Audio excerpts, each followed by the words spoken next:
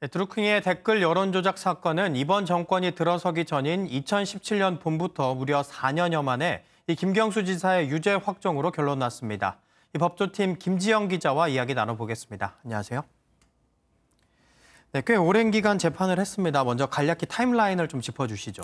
네, 시작은 지난 2017년 5월 중앙선거관리위원회가 제보를 받고 검찰의 수사를 의뢰하면서부터 시작이 됐습니다. 네. 2016년 11월 9일 지지자 모임인 경공모 사무실에서 김 지사가 드루킹의 댓글 조작 프로그램인 킹크랩 시연회를 봤는지가 핵심 의혹이었는데요. 네. 김 지사는 기소 직전까지 의혹을 부인했습니다.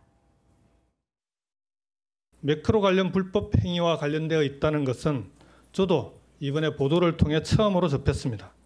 그런데도 마치 제가 그 사건의 배후에라도 있는 것처럼. 하지만 사흘 뒤 김 지사는 결국 업무방해 혐의 등으로 기소됐고 2019년 1월 1심에서 징역 2년을 선고받고 법정 구속됐습니다. 네. 재판부 변경 등으로 항소심이 2년간 지연되면서 그 사이 보석으로 석방이 됐고 이번 대법원에서 항소심의 유죄 판결이 그대로 확정된 겁니다. 네. 조금 전에 표에서도 나왔지만 이 댓글 조작 혐의는 유죄가 인정이 됐고 공직선거법 위반 혐의는 무죄가 나왔습니다.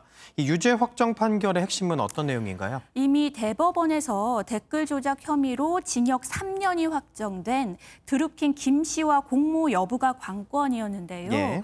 재판부는 댓글 조작 프로그램인 킹크랩을 직접 실행하지 않았더라도 김 지사가 선풀 운동을 지시하고 주도적으로 계획한 혐의를 인정해 드루킹과 공동 정범으로 판단했습니다. 예. 다만 드루킹 김 씨에게 대가로 일본 센다이 총영사직을 제안했다는 의혹 등은 증거 부족으로 무죄가 유지됐습니다. 네.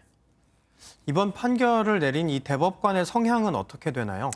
원래 13명의 전원 합의체 판결이 예상되기도 했지만 네. 결국 4명의 대법관이 심리하는 소부가 사건을 맡았습니다. 예. 주심 이동원 대법관은 보수 성향에 가까운 원칙주의자로 알려져 있고 진보 성향의 나머지 3명의 대법관 역시 원칙을 중시하는 법관으로 유명합니다.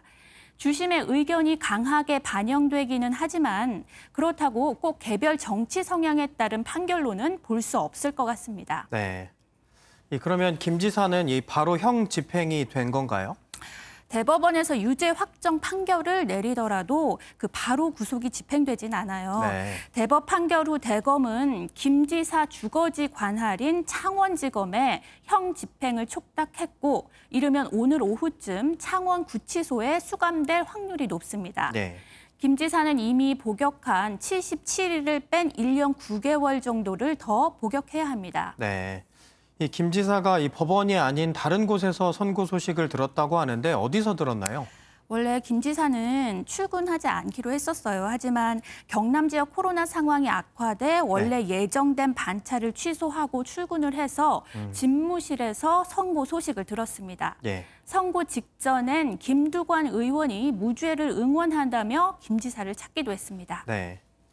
김 지사가 대법원에 제출한 입장문도 화제가 됐다고 하는데 그건 어떤 내용인가요? 네, 선고 기일이 정해진 후에 최악의 상황을 대비해 미리 써둔 것으로 알려진 장문의 최후 진술문이 SNS 등에 공유됐는데요. 예. 김 지사는 사건 발생 때부터 특검과 법원에 진실을 밝혀달라고 간곡히 요청해왔다며 마지막까지 결백과 억울함을 강조했습니다. 네.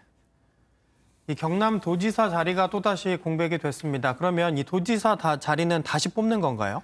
통상 임기가 1년 미만이면 네. 선거를 하지 않기 때문에 하병필 행정부지사가 내년 6월 지방선거 때까지 권한 대행을 맡게 됩니다. 예. 수장의 공백으로 도정 차질이 불가피할 것으로 보이는데요. 네. 하지만 벌써 5번째 권한 대행 체제여서 경남도는 비교적 담담한 분위기라고 합니다. 네. 네, 지금까지 사회부 김지영 기자와 이야기 나눠봤습니다. 고맙습니다.